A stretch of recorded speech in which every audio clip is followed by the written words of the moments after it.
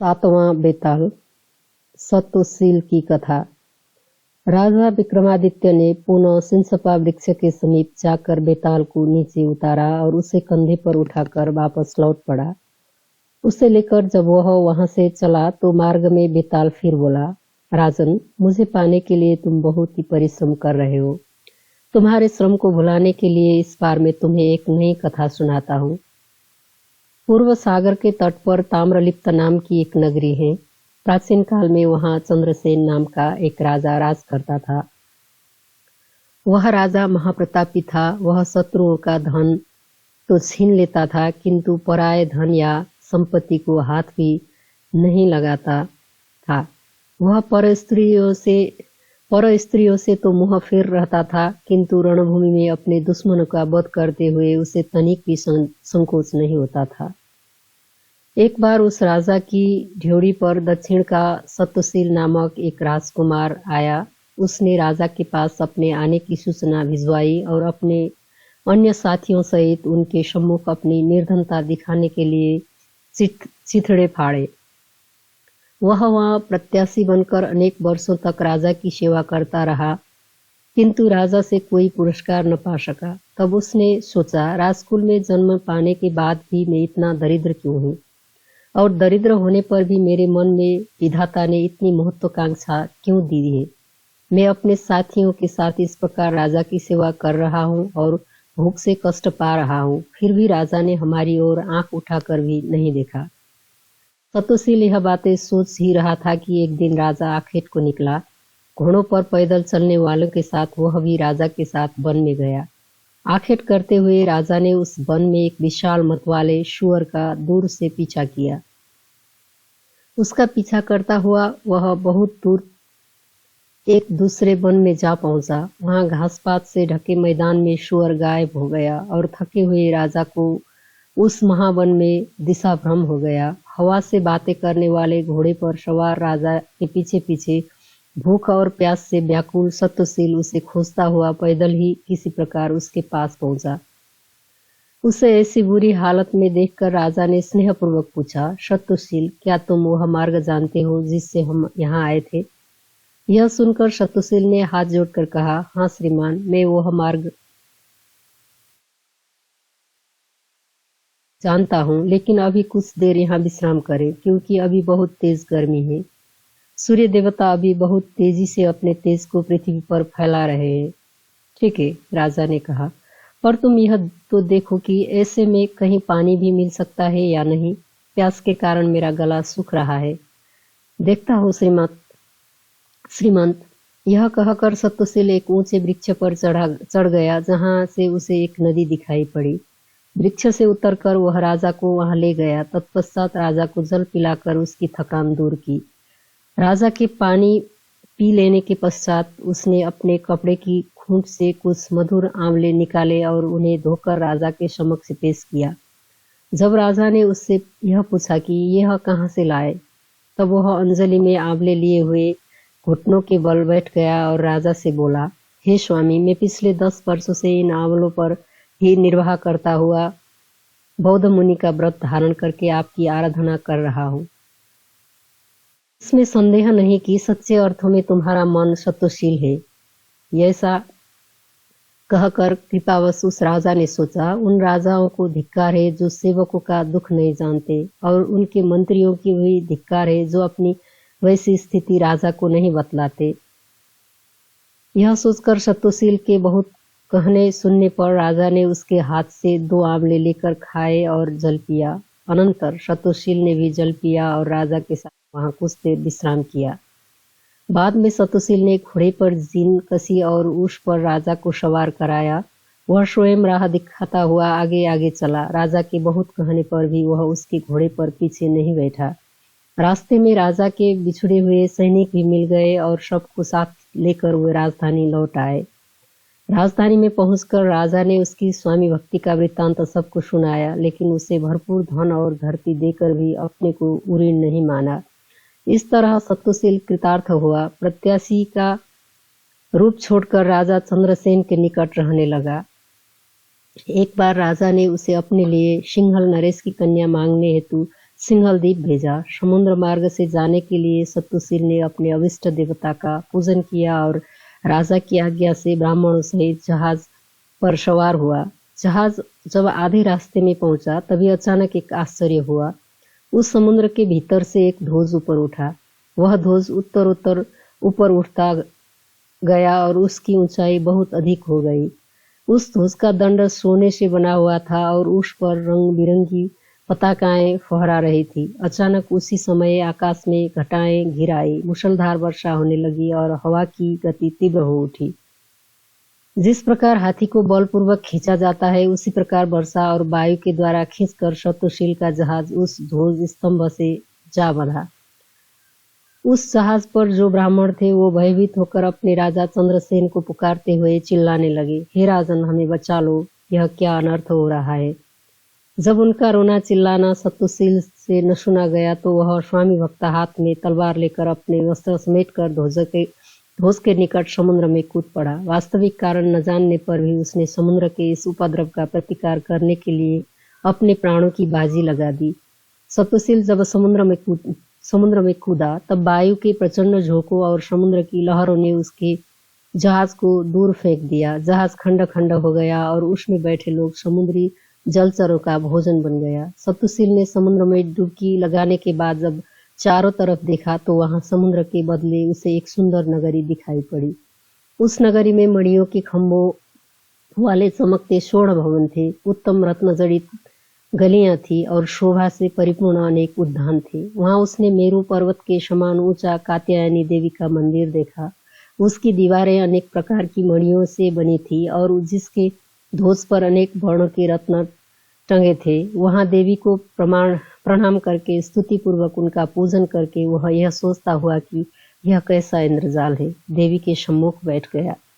इसी समय किवाड़ खोलकर देवी के आगे वाले प्रभामंडल से अचानक भी एक अलौकिक कन्या निकल आई। उसकी आंखें इंदिवर के समान थी और शरीर खिले हुए कमल जैसा। हंसी फूलों की तरह थी और शरीर के अंग कमलनाल के समान कोमल थे। वह किसी चलती फिरती खिली कमलिनी के समान थी। अपनी सखियों से घिरी वह कन्या देवी मंदिर के प्रकोष्ठ से बाहर निकल आई, किंतु सत्तुशील के हृदय से किसी भी तरह न निकल सकी। वह फिर उस प्रभामंडल के भीतर चली गई और सत्तुशील भी उसी के पीछे पीछे चल पड़ा। प्रभामंडल में प्रवेश करके सत्तुशील ने देवताओं के योग्य एक दूसरा नगर देखा। वह नगर मानो समस्त भोग संपदाओं के मिलन उद्यान के समान था। वहां उसने उस कन्या को एक मणि पर्यक पर बैठे देखा। सत्तुशील भी आगे बढ़कर उसके समीप ही बैठ गया। चित्रलिखित सा सत्तुशील टकटकी लगाकर उस कन्या की ओर देखने लगा। उसके अंग कांप रहे थे और शरीर रोमांचित हो रहा था, जिससे आलिंगन की उत्कंठा प्रकट होती थी। सत्तुशील को इस प्रकार कामातुर देखकर कन्या ने अपनी सखियों की ओर देखा। उसका इशारा समझकर सखी बोली, आप यहाँ हमारे अतिथि हैं श्रीमंत, अतः हमारी स्वामिनी का आतिथ्य ग्रहण कीजिए। उठिए, चलकर स्नान करके उसके बाद भोजन कीजिए। यह सुनकर सत्तुशील को कुछ आशा बंधी और वह नहाने के लिए उस कन्या की सखी के साथ एक सरोवर की ओर चल पड़ा, जो वही निकट ही था।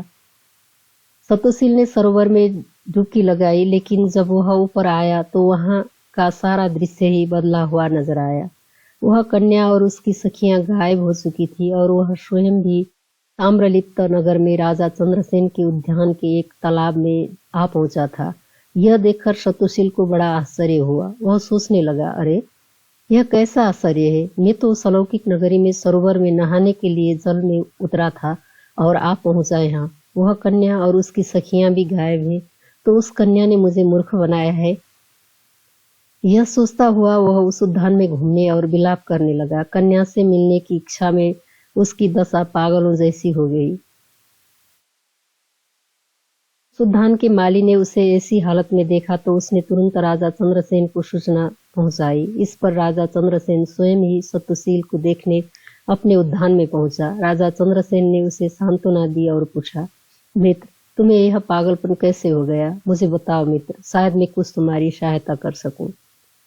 सांत्वना भरे शब्द सुनकर सत्तुशील के हृदय को थोड़ा धैर्य सा मिला।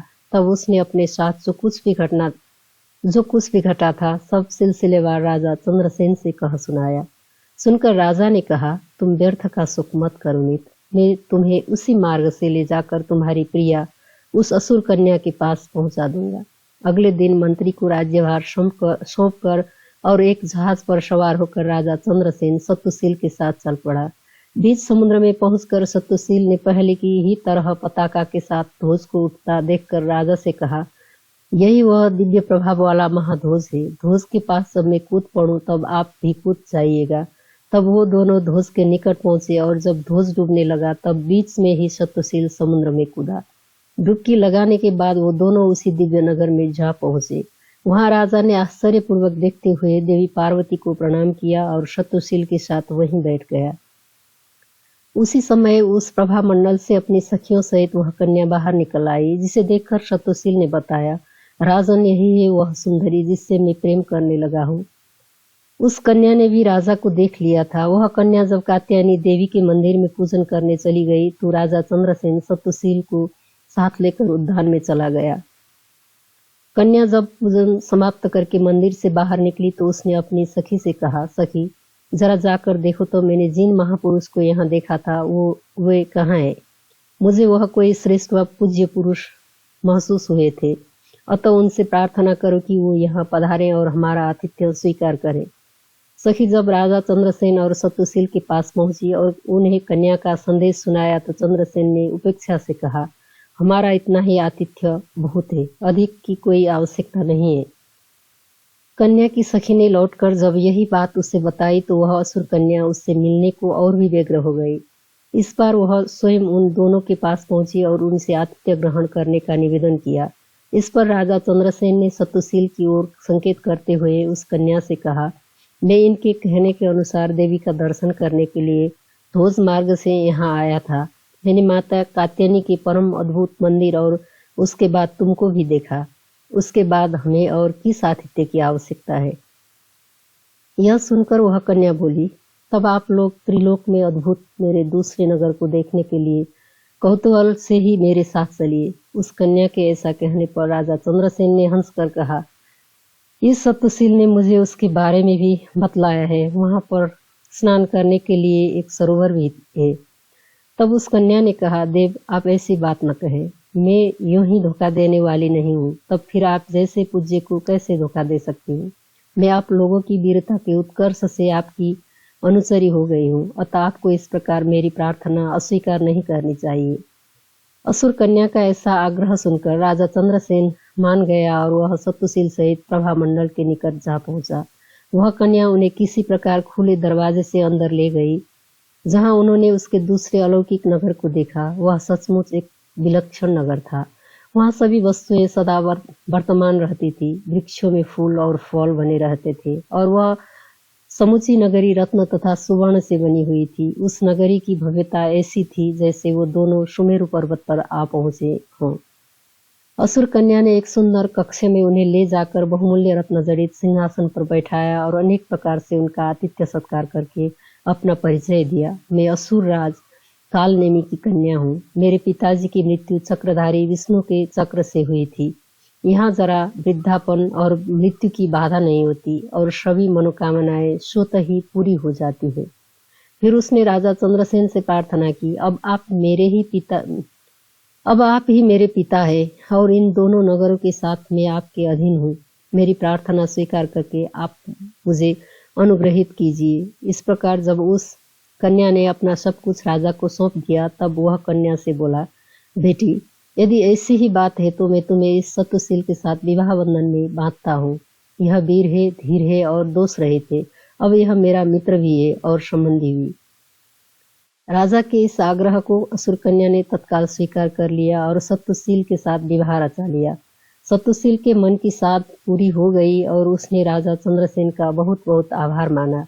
विदाई के समय राजा चंद्रसेन ने सत्यशील से कहा, मित्र मैंने 2 आंवले खाए थे, उनमें से एक का ऋण तो मैंने चुका दिया है, एक का ऋण मुझ पर अभी बाकी है। फिर उसने असुर कन्या से कहा, बेटी मुझे मार्ग दिखलाओ क्योंकि अब मैं अपने नगर को लौट जाना चाहता हूँ।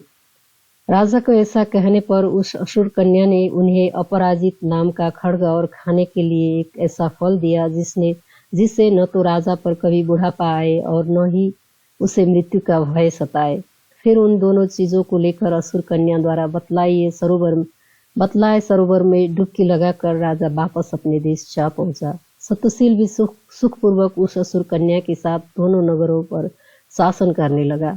यह कथा सुनकर बेताल ने विक्रमादित्य से पूछा, राजन, अब तुम मुझे यह बतलाओ कि समुद्र में डुबकी लगाने का उन दोनों में से किसने अधिक साहस दिखाया। जानते हुए भी यदि तुम इस प्रश्न का उत्तर न दोगे तो तुम्हारे सिर के कई टुकड़े हो जाएंगे। तब बेताल के प्रश्न का उत्तर राजा ने इस प्रकार दिया, हे बेताल, उन दोनों में मुझे सत्यशील ही अधिक साहसी लगा, क्योंकि वह वस्तु स्थिति को न जानते हुए बिना किसी आशा के समुद्र में कूदा था, जबकि राजा चंद्रसेन को सभी बातें पहले से ही मालूम थी और वह विश्वास के साथ समुद्र में कूदा था। वह असुर कन्या को भी नहीं जानता था, क्योंकि वह जानता था कि इच्छा होने पर भी वह उसे पा नहीं सकेगा। तुमने सही उत्तर दिया राजन, किंतु मेरे प्रश्न का उत्तर देने में तुमने अपना मौन भंग कर दिया, इसलिए मैं चला। यह कहकर बेताल विक्रमादित्य के कंधे से खिसक कर पुनः उसी वृक्ष की ओर उड़ गया। राजा भी उसी प्रकार फिर से उसे लाने के लिए तेजी से लौट पड़ा।